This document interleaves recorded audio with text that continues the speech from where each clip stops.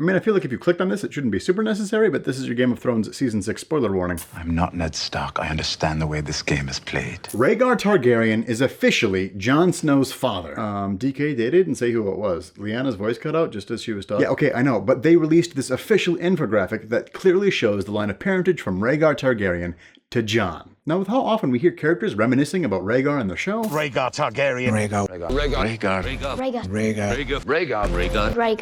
Targaryen. And also how pivotal a role he played in the build-up to the show, viewers have surprisingly not been able to learn a whole lot about the guy. Let's change that. Daenerys' older brother was quite the popular guy. Someone who every man wanted to be and every woman wanted to be with, including, might I add, Cersei Lannister. Though her father put the kibosh on that real quick. Women wept to his serenades. Men were humbled by him in battle. He was charismatic, generous, and skilled in every endeavor he pursued. Growing up, maesters were awed by Rhaegar's intelligence. The little guy had no interest in playing with other children and was completely devoted to reading because... The mind needs books like a sword needs a whetstone. It's a little bit how I was when I was a kid. In adulthood, Rhaegar's greatest passion was composing and performing songs, and being a minstrel like any other. But, of course, better because it's friggin' Rhaegar. He was good. He was very good. Viserys never told you. As fate would have it, though, he was meant for far greater things than weaving melodic tales of loves lost and conquest. History speaks of how he strode into a training yard one day to tell the Master-at-Arms, "I will require sword and armor. It seems I must be a warrior." This choice was not made on a whim, because, as it turns out, while he had his nose in another one of his books, he discovered a prophecy that, according to Melisandre, states, "When the red star bleeds and the darkness gathers, Azor Ahai shall be born again amidst smoke and salt." And it says a bunch of other stuff too. But the important part here, to us and to him, is that he was quite literally born amidst smoke and salt in what is known as the tragedy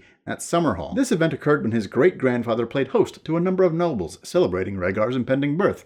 And I'm sure it was a jolly good time until they all died in a fire. Well, almost all. Among the few to escape were his parents, and the stress of the event pushed his mother Rhaella into an early labor and delivery just outside the castle ruins. So, knowing this story of his birth and being thoroughly convinced, Rhaegar trained and excelled because it's friggin' Rhaegar. He was soon knighted and proceeded to win every tourney he entered, which granted wasn't that many. He never actually even liked fighting that much. One of the most notable tournaments was the tourney at Harrenhal. It was here that Rhaegar lit the match that would later ignite the Seven Kingdoms, because upon defeating Sir Barristan Selmy, Rhaegar took his token of victory, a garland of blue roses, and named not his wife, Elia Martell, but Lyanna Stark, the Queen of Love and Beauty. Yeah, she was betrothed to Robert Baratheon at the time.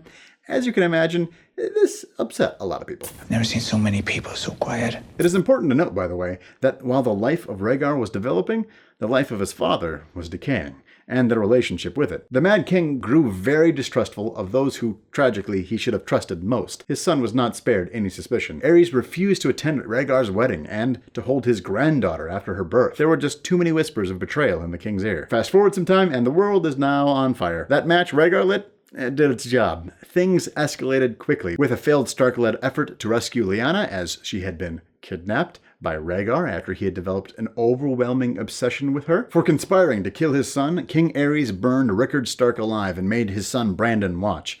The Baratheons and the Starks, joined by the Arryns of the Vale and the Tullys of the Riverlands, then rebelled against the crown. Clearly, Robert had his mind set on slaying Rhaegar, and during the Battle of the Trident, they met in single combat on horseback. Robert wore his antlered helm and wielded his warhammer.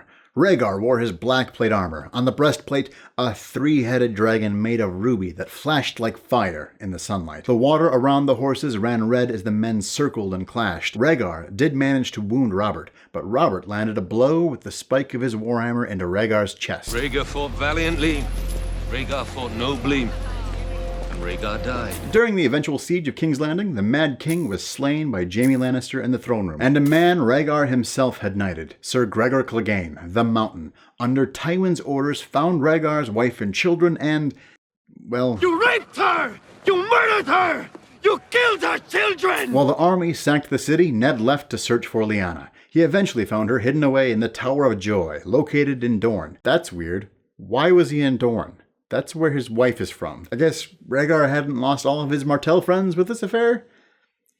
Anyway, Ned and a few of his bannermen managed to slay Rhaegar's best knights, including Sir Arthur Dayne, who was probably the greatest swordsman in Westeros. I mean, granted, it was actually a pretty cheap shot. He stabbed him in the back. Ned rushed up to find his beloved sister bleeding to death after having given birth to Jon Snow, and, well, we all know how the story goes from there, at least so far. Well, that's about as brief as I can be. If you want another Game of Thrones video, check out this one I made that talks about an early version of the story.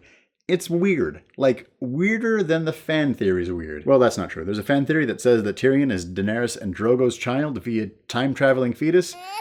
It's not weirder than that one. But it's interesting. You should check it out. So I'm hoping to do some more of these sorts of videos in the future about Star Wars, Game of Thrones, other things that I'm passionate about. Let me know how you liked it. I'll see you guys next time.